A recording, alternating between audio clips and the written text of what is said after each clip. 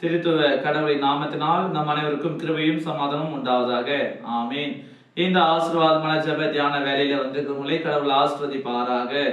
ஆவியிலே அனலாயிருங்கள். இயேசு ஆண்டவர் தமது இரண்டாம் வருகை குறித்து போதிக்கிறார்.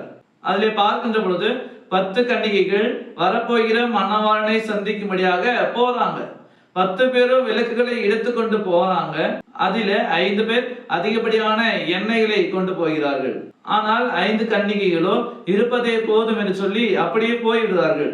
ஆனால் இங்கே பார்க்கின்ற பொழுது மணவாளன் வருவதற்காக தாமதமாகிறது. இந்த 5 கன்னிகைகள் தங்களிடமாய் இருந்த எண்ணெயை வைத்து அவர் வருகிற வரைக்கும் அவர்கள் அவருக்காக காத்து கொண்டிருந்தார்கள். ஆனால் எண்ணெய் இல்லாமல் சென்ற மற்ற 5 கன்னிகையினுடைய விளக்குகள் அணைந்து போயின.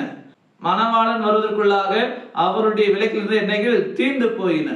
அப்பொழுது திடீரென்று மணவாளன் வருகிற பொழுது எண்ணெயை வைத்திருந்தவர்கள் அவரை சந்திக்கிறார்கள். ஆனால் எண்ணெய் இல்லாத கன்னிகைகளோ அதை வாங்கி வரும்படியாக கடைக்கு சென்று விடுறார்கள். அவர்கள் வருவதற்கு உள்ளாக கதவுகள் அடைக்கப்பட்டு விட்டது. அப்பொழுது அந்த 5 கன்னிகைகள் பூட்டப்பட்ட கதவை தட்டும் பொழுது உள்ளே இருந்த மணவாளனோ நீங்கள் யார் என்று எனக்கு தெரியாதுன்னு சொல்லி மறுதளித்து விடுகிறார். அப்போ அங்க பார்க்கின்ற பொழுது அந்த 5 கன்னிகைகள் எச்சரிக்கையாக ஆயத்தமாக இருந்தார்கள். 5 கன்னிகைகள் எச்சரிக்கை இல்லாமல் ஆயத்தம் இல்லாமல் இருந்தார்கள். அப்ப இன்றைக்கு இந்த நாள்ல வந்திருக்க நாம கூட எச்சரிக்கையா இருக்க வேண்டும், ஆயத்தமா இருக்க வேண்டும், ஆவியிலே அனலா இருக்க வேண்டும். வேதத்துல நாம் பார்க்கின்ற பொழுது ஆவியும் அனலா இருக்கிறது, மாம்சமும் பலவீனம் உள்ளதா இருக்கிறது. அப்ப இன்றைக்கு நாம ஆவியில அனலா இருக்கிறோம். அதே போல நம்முடைய மாமிசத்துக்கு கூட நாம அனலா இருக்க வேண்டும். அது எப்படி என்றால் நம்முடைய அன்புல மாயமற்றதான அன்பா இருக்க வேண்டும், நன்மையை பற்றி கொண்டிருக்க வேண்டும், சகோதர சிநேகத்தில் ஒருவரில் ஒருவர் பட்சமா இருக்க வேண்டும், கனம் பண்ணுவதில் ஒருவருக்கு ஒருவர் முந்திக் கொள்ள வேண்டும். இப்படிப்பட்ட அநேக காரியம் நாம் வேதத்தில் நாம் பார்க்கிறோம்.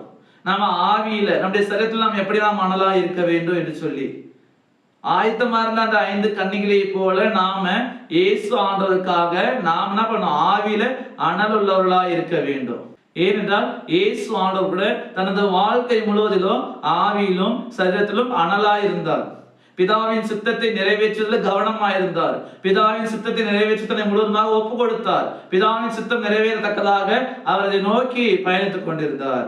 அப்ப இன்றைக்கு அவருடைய பிள்ளைகளாகிய நாமும் கூட, இயேசுவால் மீட்கப்பட்ட நாமும் கூட, இயேசுவால் ரட்சிக்கப்பட்ட நாமும் கூட ஆவியிலும் சரி சரீரத்திலும் சரி அனல் உள்ளவர்களாய் இருக்க வேண்டும். பிதாவின் சித்தம் நம் மீது இருக்கிறது. அந்த சித்தம் நிறைவேறத்தக்கதாக நாமும் கூட நம்மை கடவுளத்தில் ஒப்பு கொடுக்க வேண்டும். ஏனென்றால் வேதம் இப்படியாக சொல்கிறது, ரோமர் 12ஆம் அதிகாரம் 11ஆம் வசனம் இப்படியாக சொல்கிறது, அசதியாயிராமல் ஜாக்கிரதையாயிருங்கள், ஆவியிலே அனலாயிருங்கள், கர்த்தருக்கு ஊழியம் செய்யுங்கள்.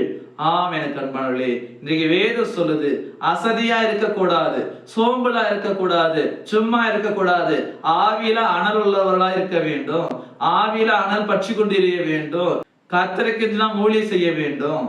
அதற்காக இன்றைக்கு கடவுள் நம்மை அழைக்கிறார். நாம் நம்மை கடவுளத்துல ஒப்படைப்போம். தூய ஆவியானவர் நம்மை நிரப்புவார். அப்ப தூய ஆவியானவர் நம்மளே இறங்குகின்ற பொழுது நாம ஆவியிலும் சரி நம்முடைய சரீரத்திலும் சரி அனலுள்ளவர்களாய் நாம திகழ்வோம். அப்படிப்பட்ட மேலான ஒரு வாழ்வை வாழ்வதற்கு கடவுள் நமக்கு உதவி செய்வார். ஆமீன். லாபத்துக்கும் மேலான தெய்வீக சமாதானம் உங்கள் இருதயங்களையும் சிந்தனைகளையும் கிறிஸ்து இயேசுவுக்குள் காத்துக் கொள்வாராக. ஆமீன். யாவரும் கண்களை மூடி நாம் ஜெபிப்போம். துதிகளின் மத்தியில் வாசம் செய்கிற பரலோக பிதாவே, இந்த ஆசீர்வாதமான தியான வேலைக்காக நாங்கள் நன்றி படைக்கிறோம். இந்த நாளிலும் கூட நாங்கள் ஆவியிலும் சரீரத்திலும் அனலுள்ளவர்களாய் இருக்க வேண்டும் என்பதை நாங்கள் தியானிப்பதற்கு நீர் உதவி செய்து அதற்காக நாங்கள் நன்றி படைக்கிறோம். இனி வரக்கூடிய காலங்களில் நாங்கள் ஆவியிலும் சரீரத்திலும் அனலுள்ளவர்களாய் உங்களுடைய நாம மகிமைக்கென்று வாழவும் வளரவும் இறைவன் தாமே தூய ஆவியின் வழியாக எங்களை பலப்படுத்தி நிறுத்த வேண்டுமாய் கூட நாங்கள் வேண்டி நிற்கிறோம். நீதாமே இந்த நாள் முழுவதுமாக நீங்களை பொறுப்பெடுத்துக் கொள்ளும்படியாக நாங்கள் ஜெபிக்கிறோம். பலவீனம் உள்ளவர்களுக்காக நாங்கள் ஜெபிக்கிறோம். நீதாமே எல்லாருடைய பலவீனங்கள் சுகவீனங்கள் எல்லாத்தையும் மாற்றிப்பட வேண்டுமா நாங்கள் ஜெபிக்கிறோம். படிக்கிற பிள்ளைகளுக்காக நாங்கள் ஜெபிக்கிறோம். நீதாமே எல்லா பிள்ளைகளையும் கண்ணோக்கி பார்த்து எல்லாருக்கும் படிப்பின் ஞானம் அறிவு சகல திறமை எல்லாத்தையும் நிறைவே கொடுத்து உயர்த்த வேண்டுமாய் கூட நாங்கள் வேண்டி நிற்கிறோம். இந்த நாளிலும் கூட நாங்கள் செய்கிற எல்லா விதமான வேலைகள், நாங்கள் சிந்திக்கிற நினைக்கிற யோசிக்கிற எல்லா விதமான காரியங்கள் எல்லாவற்றையும் நீதாமே எங்களுக்கு வாய்க்கை செய்து நிறைவான முழுமையான ஆசீர்வாதம் ஒரு வாழ்வை கொடுத்துள்ள வேண்டுமாய் அருள்நாதர் இயேசுவின் ஜெபிக்கிறோம் அன்பின் பிதாவே, ஆமீன். அனைவருக்கும் சுதந்திரம். கடவுள் உங்களை ஆசீர்வதிப்பாராக. ஆமீன்.